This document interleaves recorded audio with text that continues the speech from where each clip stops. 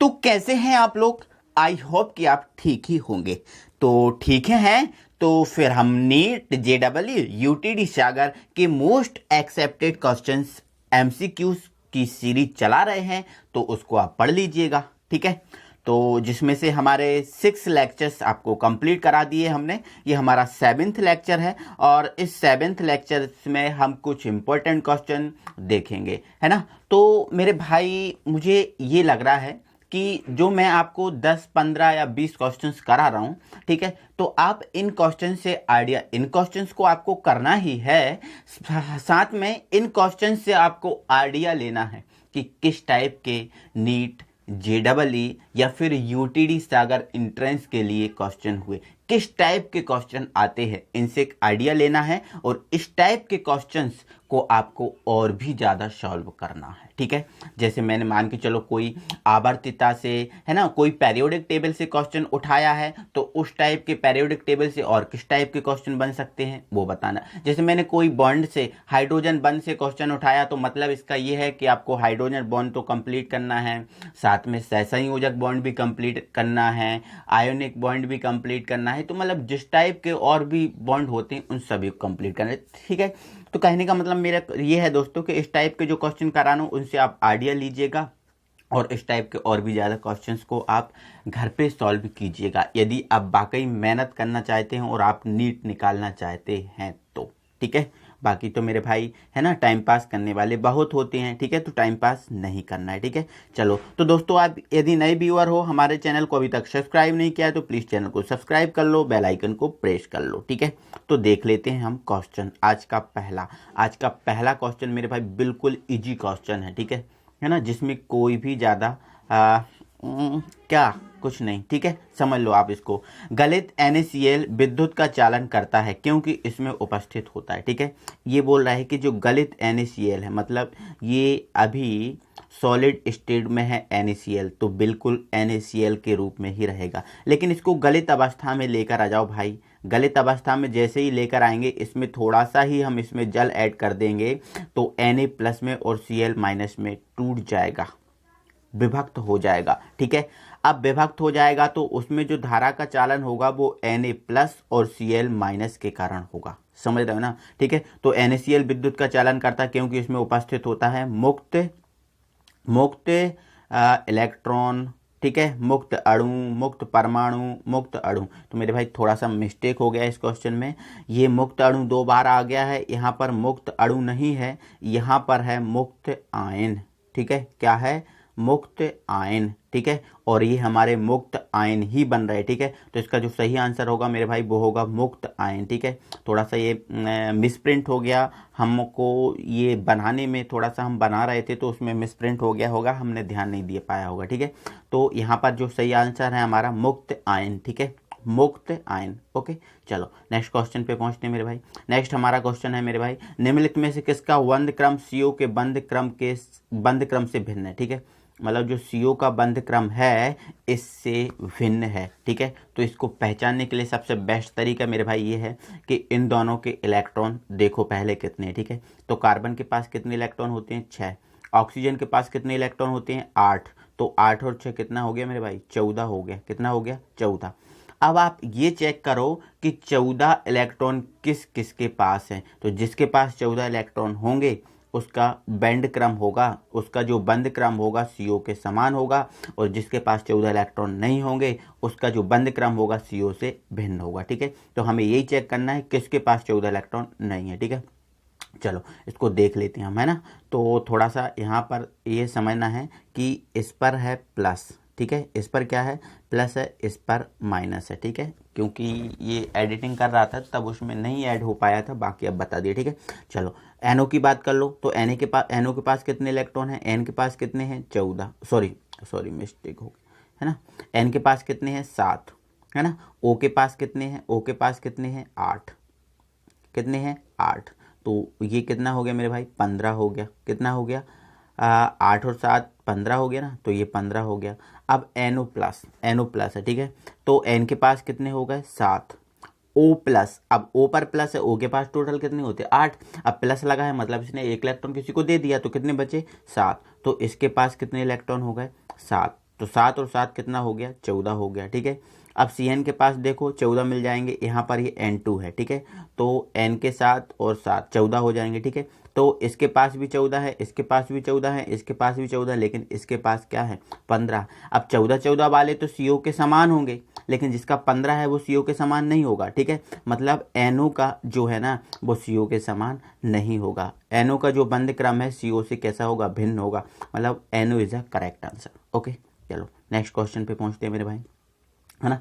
Next question हमारा ये है, और नेक्स्ट क्वेश्चन हमसे बोल रहा है P4 में PP बनाने वाले ऑर्बिटलों में P लक्षणों की प्रतिशतता है, ठीक है। मतलब ये बोल रहा है कि जो P4 बन रहा है, ठीक है, ये 1, ठीक है, मैं बना दे रहा हूँ, ठीक है, 2, ठीक है, ये 3 हुआ और ये 4 हुआ, ठीक है। P की जो आकृति है ना मेरे भाई कुछ इस टाइप से रहती है, समझ गया ना, P की आकृति कुछ इस टाइप से रहती है, ठीक है। ओके, अब P के पास तो जो बैलेंसी सेल होता है इसमें 5 इलेक्ट्रॉन होते हैं, अभी तो 3 बॉन्ड बने, 3 है, ठीक है। तो एक एक क्या होता है इनके पास, सबके पास लोन पेयर, ठीक है, युग्मित इलेक्ट्रॉन का एक एक जोड़ा होता है, ठीक है। तो अब यदि प्रत्येक P का हम संकरण निकालें, ठीक है, प्रत्येक P का संकरण निकालें, अब 1 2 3 3 सिग्मा है, मतलब कौन सा, यहाँ पर कौन सा बॉन्ड बन जाएगा, सॉरी संकरण निकालें तो इस P के पास, और आपको वैसे भी पता है P के पास कितने संकरण होता है, sp3 होता है, ठीक है।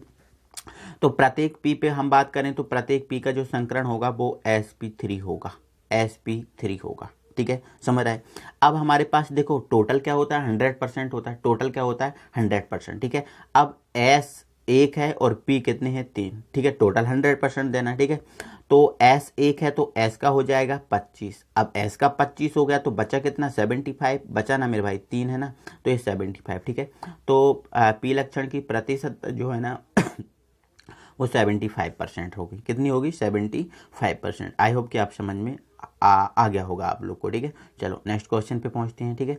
और नेक्स्ट क्वेश्चन हमारा देखो ये है C5H4, ठीक है, C5H4 सूत्र वाले रेखीय श्रृंखला यौगिक जिसमें द्विबंध, तो यार थोड़ा सा मिस्टेक हो जाता है आज, मैं चेक नहीं कर पाया, ठीक है। तो ये लिखा है द्विबंध तथा त्रिबंध, ये लिखा है त्रिबंध, ठीक है। हाँ थोड़ा सा समझ लो यार मेरे भाई, है ना, थोड़ा सा मिसप्रिंट हो गया आज, ठीक है। तो C5H4 सूत्र वाले रेखीय श्रृंखला यौगिक में द्विबंध तथा त्रिबंध उपस्थित है, मतलब द्विबंध भी उपस्थित है और त्रिबंध भी उपस्थित, ठीक है। उसमें कितने सिग्मा तथा कितने पाई बंध होंगे, है ना। तो सिग्मा और पाई बंध बनाने के लिए सबसे बेस्ट तरीका हमारा ये है कि जो आपको यौगिक या अणु दिया है उसको संरचना में बदल दो, उसको तोड़ के संरचना बना लो, ठीक है। अब हमारे पास C कितने हैं 5, ठीक है, तो 1 2 3 4 और ये 5, ठीक है। अब H कितने हमारे पास 4 है, H हमारे पास कितने हैं 4 हैं, ठीक है। तो एक H आप यहाँ जोड़ दो, एक H आप यहाँ जोड़ दो, ठीक है, एक H आप चलो ऊपर नीचे जोड़ दे रहा हूँ, चलो एक H हमने यहाँ जोड़ दिया, एक H हमने यहाँ जोड़ दिया, ठीक है। अब ये बैलेंस है, बिल्कुल नहीं मेरा भाई, तो यहाँ पर क्या कर दो डबल बॉन्ड लगा दो, यहाँ पर आप क्या लगा दो डबल बॉन्ड लगा दो, ठीक है। चलो अब बैलेंस हो गया ये, ठीक है, एक नीचे जोड़ दिया ना, बैलेंस हो गया, ठीक है।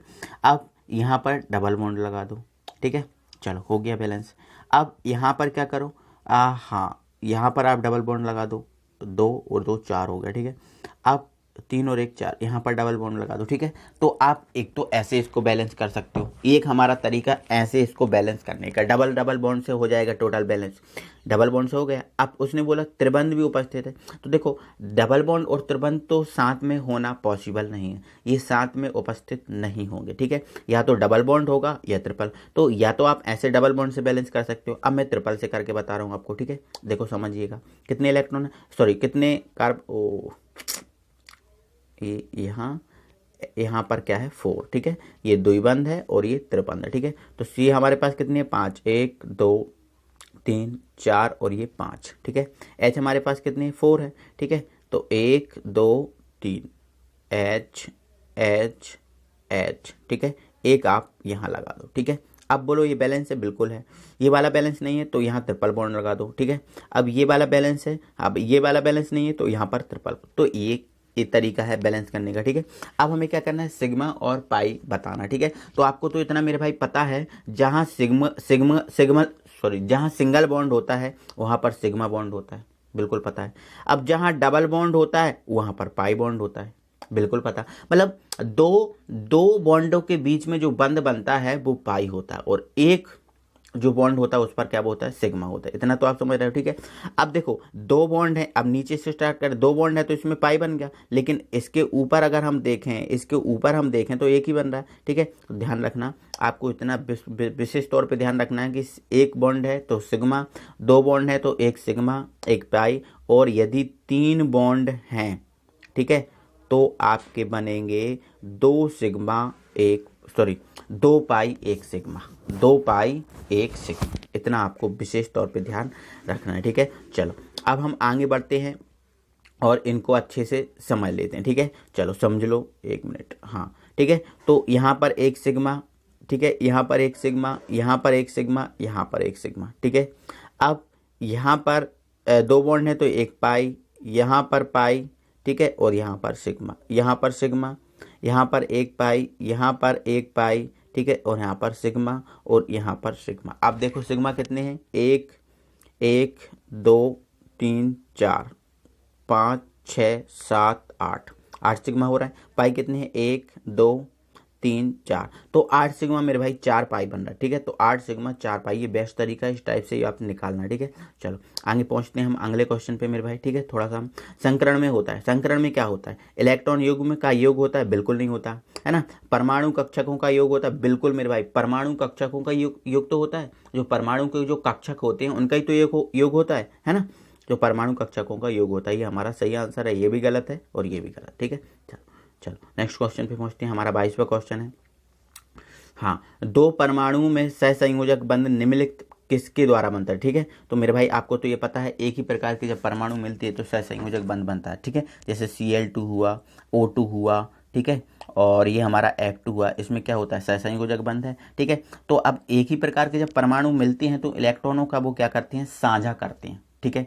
इलेक्ट्रॉन वो दान नहीं करते, इलेक्ट्रॉन वो ग्रहण नहीं करते, है ना। और जब एक ही प्रकार के परमाणु मिलते हैं तो इलेक्ट्रॉन का क्या करते हैं, साझा करते हैं मेरे भाई, ओनली साझा, ठीक है। तो इलेक्ट्रॉन की साझेदारी हमारा सही आंसर होगा, ये भी गलत होगा, ये भी गलत होगा, ये भी गलत होगा, ठीक है। चलो नेक्स्ट क्वेश्चन पे पहुंचते हैं हमारे, ठीक है। और नेक्स्ट क्वेश्चन हमारा मेरे भाई बोल रहा है, ठीक है, नाइट्रोजन अणु एक, दो, तीन, ठीक है, एन ट्रिपल बॉन्ड एन के नाइट्रोजन परमाणु के मध्य उपस्थित त्रिबंध में होता है, ठीक है। एक त्रिबंध जो उपस्थित है इसमें क्या होगा, तो भाई आपको पता ही है, त्रिबंध जब होता है तो दो पाई और एक सिग्मा होता है, इतना पता ही है आपको, ठीक है। तो दो सिग्मा एक पाई, तो आप देख लो दो सिग्मा एक पाई कहाँ है, ठीक है। तो ये हमारा दो सिग्मा एक पाई, दो सिग्मा एक पाई बंद, ठीक है। तो ये हमारा B is a correct answer, okay. चलो नेक्स्ट क्वेश्चन पे पहुंचते हैं हमारा, है ना। हाइड्रोजन आबंध प्रबलतम होगा, मतलब ये पूछ रहा है, ये कुछ आपको ऑप्शन दे के रखें, इसमें हाइड्रोजन बंध प्रबलतम किस में होगा, ठीक है। तो मेरे भाई आपको तो इतना पता है, सब जो हाइड्रोजन बंध होता है, यदि हाइड्रोजन एफ से, ओ से या एन से जुड़ा है तो ही हाइड्रोजन बंध बनेगा। यदि जो हाइड्रोजन है वो एफ से, ओ से, ओ या एन से जुड़ा है तभी हाइड्रोजन बंध बनेगा, नहीं तो हाइड्रोजन बंध नहीं बनेगा, समझ रहे ना, ठीक है। अब इतना तो समझ गए, अब इतना मेरे भाई आप समझ गए हो, अब इतना इसके बाद आप ये भी जानते हो कि जो एफ है प्रबलतम ऋण विद्युतीय तत्व है, प्रबलतम है ना, ऋण विद्युतीय तत्व है एफ। अब प्रबल ऋण विद्युतीय तत्व एफ है तो एफ और एच के मध्य जो बंध होगा वही तो प्रबलतम होगा, ठीक है। एफ और एच के मध्य जो बंध होगा वही तो प्रबलतम होगा, बाकी ओ के मध्य भी प्रबलतम नहीं हो सकता, एन के मध्य भी नहीं हो सकता। अब यदि एफ नहीं होगा तो ओ के बीच में होगा, और ओ नहीं होगा तो एन के बीच में, ठीक है। बाकी एफ है तो एफ और एच के बीच ही प्रबलतम होगा, ठीक है। बिल्कुल समझ रहे हो ना, ठीक है। अब आंसर पे जाते हैं, ठीक है। तो ये तो एस है तो इसमें तो हो ही नहीं सकता, ठीक है। अब देखो एफ एच और ये H, मतलब यहाँ पर एफ एच और एफ की बात कर रहे हैं, मतलब इसमें प्रबलतम बनता है, ठीक है। इसमें O आ गया, इसमें है प्रबलतम लेकिन एफ से कम है, ठीक है। अब इसमें तो S आ गया तो इसमें तो होगा ही नहीं, ठीक है। तो समझ रहे हो ना मेरे भाई, ठीक है। एफ और एच के मध्य प्रबलतम बंध होगा, ठीक है। चलो नेक्स्ट क्वेश्चन पे पहुंचते हैं। ठीक है, अनुनाद के संबंध में सत्य कथन, मतलब अनुनाद जो होता है, अनुनाद आपने रेजोनेंस पढ़ के रखा होगा, उसमें इसके बीच कौन सा सत्य कथन होगा। ठीक है, तो अनुनादी संरचनाओं की ऊर्जा समान होनी चाहिए, बिल्कुल सही है भाई, है ना। अनुनादी संरचना में अवयवी परमाणु का समान स्थिति में होना चाहिए, बिल्कुल ये तो सही है। अनुनादी संरचना में समान संख्यक इलेक्ट्रॉन युग्म नहीं होना चाहिए, मेरे भाई बिल्कुल गलत है। समान संख्यक इलेक्ट्रॉन युग्म होना चाहिए, और ये बोला है नहीं होना चाहिए, तो ये तो गलत हुआ ना। ठीक है, तो गलत कौन सा हुआ, ये वाला। ठीक है, तो हमारा जो आंसर सही होगा वो होगा सी। ठीक है, तो आज हम दोस्तों ये आपको 10 ही क्वेश्चन लेकर आए थे। ठीक है, आपको कैसे क्वेश्चन लगे, मज़ा आया तो वीडियो को लाइक कीजिए, शेयर कीजिए। ठीक है, और अपने फ्रेंड सर्कल में शेयर कीजिए। और मेरे भाई बिल्कुल भी आप इस टाइप के क्वेश्चन, और भी जो क्वेश्चन है उस टाइप इस टाइप के, उनको लगाना ना भूलें। अपने माइंड में इमेजिनेशन बनाएं, ज़्यादा से ज़्यादा उनके बारे में सोचें, समझें उन क्वेश्चंस को, तब वो अच्छे से समझ आएंगे और उनको आसानी से आप फिर सॉल्व कर सकोगे। ठीक है, और वीडियो में क्या सुधार चाहिए, आपकी क्या रिक्वायरमेंट बन सकती हैं, वो हमें बताइए। ठीक है, मिलते हैं अगली वीडियो में। Thank you very much.